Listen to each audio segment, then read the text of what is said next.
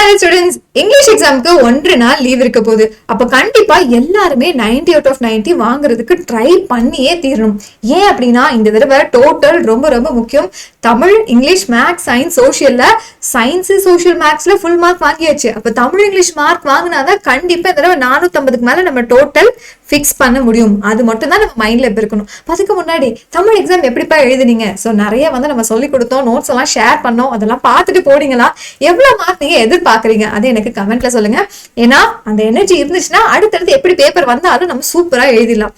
அப்ப அதுக்கு முன்னாடி நான் தமிழ் மீடியம்ல படிக்கிறேன் மேம், இல்ல இங்கிலீஷ் மீடியமே இருந்தாலும் எனக்கு இங்கிலீஷ்ல இந்த போர்ஷன் மட்டும் எனக்கு எப்பவுமே கஷ்டமா இருக்கு. சினோனிம்ஸ், ஆண்டோனிம்ஸ் நான் எத்தனை தடவை படிச்சுட்டு போனாலும் மாத்தி மாத்தி எழுதிட்டு இருக்கேன். இல்ல எனக்கு கிராமர்ல சென்டென்ஸை மாத்த தெரியல, டைரக்ட் இன்டைரக்ட் கஷ்டமா இருக்கு, ஆக்டிவ் பாசிவோட ரூல்ஸ் தெரியல, அந்த மாதிரி என்னென்ன பிரச்சனை எல்லாம் உங்களுக்கு இருக்கு அதை இங்க கண்டிப்பா சொல்லுங்க. சோ தட் நம்ம லைவ் வரும்போது அது எல்லாத்தையுமே சூப்பரா படிச்சுட்டு போயிடலாம். ஓகேவா? சோ மறக்காம இந்த 2 விஷயத்த எனக்கு கமெண்ட்ல சொல்லுங்க.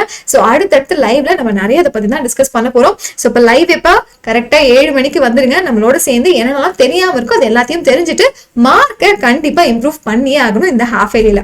சரி, அடுத்தது கொஸ்டின் பேப்பர் எப்படி இருக்குன்னு பார்க்கலாம்ப்பா. நான் இங்க ஒரு 2 கொஸ்டின் பேப்பர் எடுத்துட்டு வந்திருக்கேன். அப்போ உங்களோட ஃபுல் போர்ஷன் கொஸ்டின் பேப்பரும் இப்படிதான் இருக்க போகுது. ஸோ நான் ஆன்சர்ஸ் எல்லாமே இங்க மார்க் பண்ணிருக்கேன். உங்களுக்கு கண்டிப்பா நான் ஸ்கிரீன்ஷாட் எடுத்து எப்படி நான் ஆல்ரெடி ஷேர் பண்ணிருக்கணும் அதே மாதிரி வாட்ஸ்அப் சேனல்ல போஸ்ட் பண்ணிடுவேன். ஸோ அதுக்கப்புறம் பாருங்களேன், இங்க நமக்கு முதல் விஷயம் டார்கெட் என்ன அப்படின்னு கேட்டீங்கன்னா, இந்த 14 1 மார்க் இருக்கு இல்லையா, இந்த 14ல நான் 14 கண்டிப்பா எடுத்தே ஆகணும்.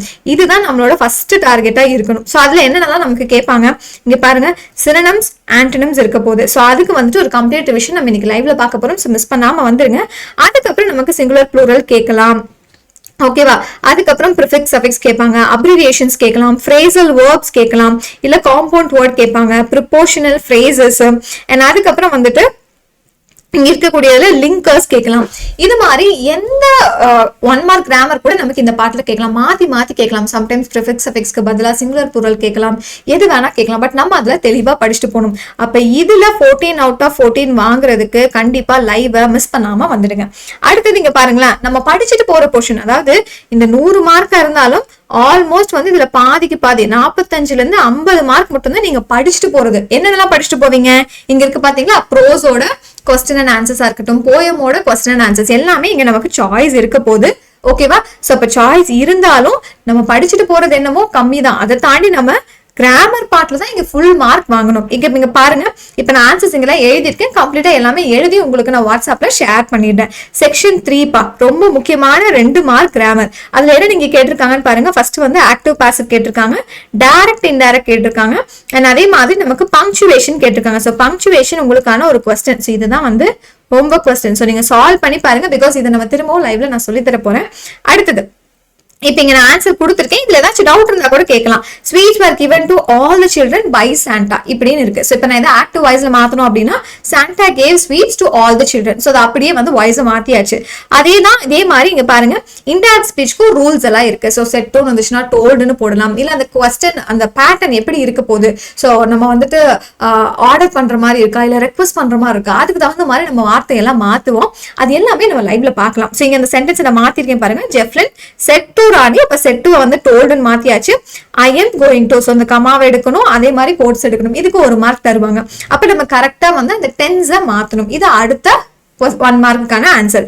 சோ அப்ப I am going to அப்படிங்கறத பாஸ்ட் டென்ஸ்க்கு மாத்தணும். சோ பாஸ்ட் கண்டினியூஸ்ல that he was going to give her a puppy, ஓகேவா, as a birthday present. So டென்ஸை மாத்தணும், அந்த கோட்ஸ் கமாவெல்லாம் கரெக்டா ரிமூவ் பண்ணணும். அண்ட் இந்த செட் டூன் இருக்கக்கூடிய அந்த சென்டென்ஸ் என்ன மாதிரி இருக்கு அப்படின்னு சொல்லிட்டு ஜஸ்ட் ஒரு சின்ன சேஞ்ச் மட்டும் அங்க பண்ணா போதும். சோ டோல்டு போடலாம், இல்ல ரெக்வஸ்டர்னு கொடுக்கலாம், இல்ல ஆர்டர்டுன்னு சொல்லலாம், இல்ல ஆஸ்க்டுன்னு போடலாம். சோ அந்த சென்டென்ஸ்க்கு தகுந்த மாதிரி நம்ம மாத்திக்கும்.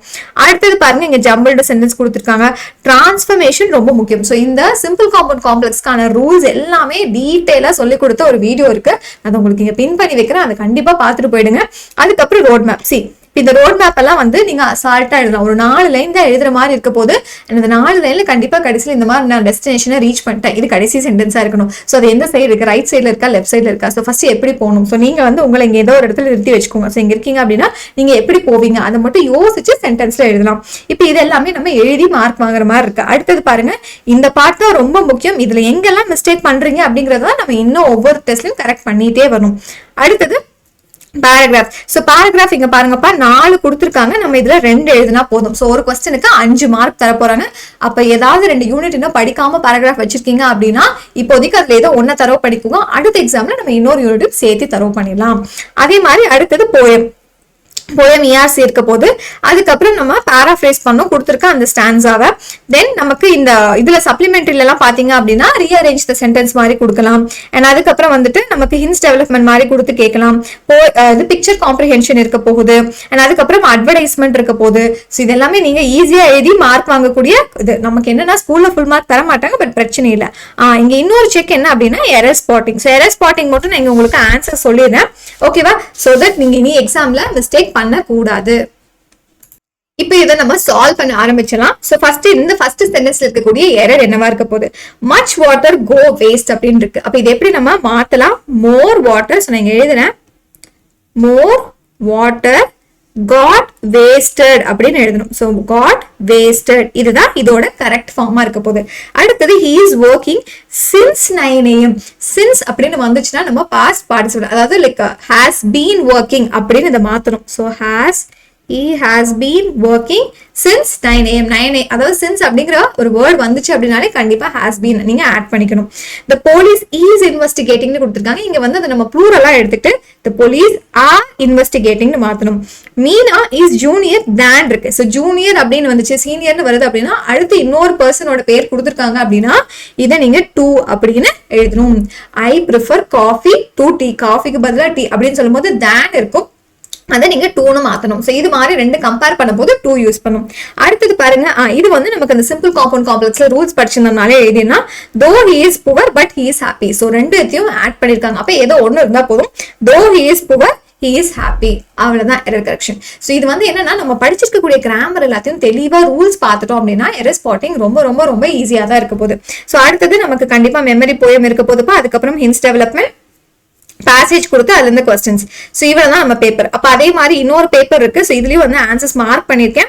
சோ இதையும் நீங்க செக் பண்ணி பார்க்கலாம். சோ அதே மாதிரி தான் சினோனிம்ஸ் ஆன்டோனிம்ஸ் கேட்டிருக்காங்க. அண்ட் அதுக்கப்புறம் வந்துட்டு சஃபிக்ஸ் கேட்டிருக்காங்க, ப்ளூரல்ஸ் கேட்டிருக்காங்க, அப்ரிவியேஷன்ஸ் இருக்கு, ஃப்ரேசல் வேர்ப், அதே மாதிரி காம்பவுண்ட் வேர்டு, அப்புறம் அப்படியே ப்ரிப்போசிஷன் இங்க வந்திருக்கு. So tense கேட்டிருக்காங்கப்பா. அண்ட் அதுக்கப்புறம் வந்துட்டு ஓகே, சோ டென்ஸ் வச்சிருக்காங்க, லிங்கர்ஸ் வச்சிருக்காங்க. சோ சம்டைம்ஸ் ஏதோ ஒண்ணு மட்டும் மாறி மாறி நமக்கு கேட்கலாம். ஆஸ் யூஷுவல் ப்ரோஸ்ல இருக்கக்கூடிய 2 மார்க் क्वेश्चन, போயட்ரியில இருக்கக்கூடிய 2 மார்க் क्वेश्चन. ஆன்சர் நான் எழுதி தான் வச்சிருக்கேன், நான் உங்களுக்கு ஷேர் பண்றேன். ரொம்ப முக்கியமான இந்த கிராமர் பார்ட் பாருங்க. சோ இதுலயும் அதே மாதிரி தான் ஆக்டிவ் பாசிவா மாத்த சொல்லிருக்காங்க. சோ நான் இங்க எழுதி இருக்கேன் அதுக்கான ஆன்சர். இன்டைரக்ட் ஸ்பீச்சா இருக்கட்டும், அண்ட் அதுக்கப்புறம் பங்க்சுவேஷன். பங்க்சுவேஷன் மட்டும் நீங்க ஈஸியா எழுதிக்கலாம். சோ நீங்க சூஸ் பண்ணும்போது கேர்ஃபுல்லா சூஸ் பண்ணுங்க. சப்போஸ் பங்க்சுவேஷன்ல ஏதோ ஒரு இடத்துல நீங்க மார்க் பண்ணலன்னு வச்சுக்கோங்களேன், அதுக்கு ஒரு மார்க் போயிடும். ஒரு மிஸ்டேக் தேவையில்லாத இடத்துல நீங்க எக்ஸ்ட்ரா ஆட் பண்ணி வச்சிருக்கீங்கனாலும் 6 மார்க்கை கட் பண்ணி விட்டுருவாங்க. இதுதான் ரொம்ப முக்கியம் நமக்கு இங்கிலீஷ்ல. சோ கேர்ஃபுல்லா என்ன தெரியுமோ அதுக்கு என்ன பண்ணிக்கலாம், நம்ம ஆக்டிவ் பாசிவ் டைரக்ட் டைரக்ட்னா ரூல்ஸ் இருந்துச்சுன்னா நீங்க அசால்ட்டா அதை எழுதி முடிச்சிடலாம். ஓகே, சோ அதுக்கப்புறம் ரிலேட்டிவ் ப்ரோனவுன்ஸ் கேட்டிருக்காங்க. So I have a book, it is written by Rabindranath Tagore. இது ஈஸி தான், relative pronouns. I have a book which is written by Rabindranath Tagore. அதுக்கப்புறம் ரீஅரேஞ்ச் த சென்டென்ஸ் கேட்கலாம். சோ இதெல்லாம் நீங்க கண்டிப்பா சூஸ் பண்ணலாம், relative pronoun and rearranging the sentence. So இதெல்லாம் miss பண்ணாம சூஸ் பண்ணிடுங்க. அடுத்தது எப்பயும் போல கண்டிப்பா நமக்கு ஒரு ரோட் மேப் இருக்க போகுது. So prose paragraph, poem paragraph. So எப்பவுமே 4 பேராகிராஃப் கொடுத்து நம்ம 2 தான் எழுத சொல்லுவாங்க, சாய்ஸ் இதுல இருக்கும். அண்ட் அடுத்தது எப்பயும் போல நமக்கு சம்மரி ரைட்டிங் இருக்க போகுது, அட்வர்டைஸ்மெண்ட் இருக்க போகுது, அண்ட் நெக்ஸ்ட் மெமரி போயம். இங்கேயும் எரர் ஸ்பாட்டிங் இருக்கு. ஸோ இந்த எரர்ஸை மட்டும் நம்ம கரெக்ட் பண்ணிடலாம்.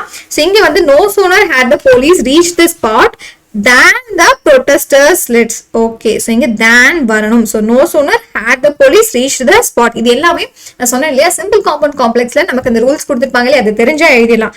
as he committed the mistake so he apologized. as he committed the mistake he apologized. முடிஞ்சது.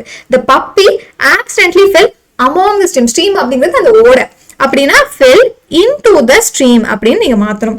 she prefers, நான் இப்பதான் சொன்னேன், 2 கம்பேர் பண்ற மாதிரி இருந்துச்சுன்னா she prefers Kashmir to Delhi, okay, for her vacation. Is this the game you wanted to play? So is this வராது, இங்க நம்ம ஆர்டிக்கல்ல வச்சு கேட்டிருக்காங்க the game அப்படின்னு மாத்தினோம். is this the game you wanted to play. இதுதான் எரர் ஸ்பாட்டிங் ஈஸி தான், just that நம்ம grammar rules தெரிஞ்சாலே. அப்ப இந்த பேப்பர்லயும் அதே மாதிரி தான் ஜென்ரலா கேட்டிருக்காங்க. ஸோ ஃபுல் மார்க்ஸ் நீங்க தாராளமா வாங்க முடியும். படிச்சுட்டு போற விஷயங்கள் இங்க என்னென்ன அப்படின்னு பாத்துட்டீங்கன்னா உங்களுக்கு தெரிஞ்சிருக்கும். நம்ம ப்ரோஸ் போயமோட கொஸ்டின் அண்ட் ஆன்சர்ஸ் படிக்கணும், பேராகிராஃப் படிக்கணும், சினோனிம்ஸ் ஆன்டனிம்ஸ் படிச்சுட்டு போகணும். இது மட்டும் தான் நீங்க படிச்சுட்டு போறது. இது எல்லாமே கிராமர் தான். அப்போ 1 hour நான் இதெல்லாம் படிக்கிறேன் அப்படின்னா அடுத்த 1 hour கண்டிப்பா நம்ம என்ன பண்ணுவோம், இந்த கிராமர் இருக்கக்கூடிய ரூல்ஸ் எல்லாமே ஒவ்வொரு செக்ஷனுக்கும் தெளிவா படிச்சுட்டு போகணும். ஸோ இப்போ ஓரளவு இந்த பேப்பர் எப்படி வரும் அப்படிங்கிறது தெரிஞ்சிச்சு. இந்த பேப்பரை நான் உங்களுக்கு அழகா அப்படியே எடுத்து வாட்ஸ்அப் சேனல்ல போஸ்ட் பண்ணிடுறேன். வேற என்னென்ன டவுட்ஸ் இருக்கு, ஸோ நான் சொன்ன மாதிரி உங்களுக்கு வேற என்ன ஹெல்ப் வேணும்? ஸோ இங்கிலீஷ்ல எனக்கு இதுதான் மேம் ப்ராப்ளமா இருக்கு. இப்போ நான் சொன்ன மாதிரி டைரக்ட் இன்டைரக்ட்ல எனக்கு கொஞ்சம் பிரச்சனை இருக்கு, ரூல்ஸ் தெரியாது அப்படின்னா அது மாதிரி வேற என்னென்னலாம் உங்களுக்கு ஹெல்ப் வேணும் அதை எனக்கு மறக்காம கமெண்ட்ல சொல்லுங்க. அண்ட் தமிழ் எக்ஸாம் எப்படி எழுதுவீங்க, எவ்வளவு மார்க் வாங்குவீங்க அப்படிங்கிறதையும் மறந்துடாதீங்க. All the best. இந்த எக்ஸாம்லயும் சூப்பரா நம்ம எழுத போறோம்.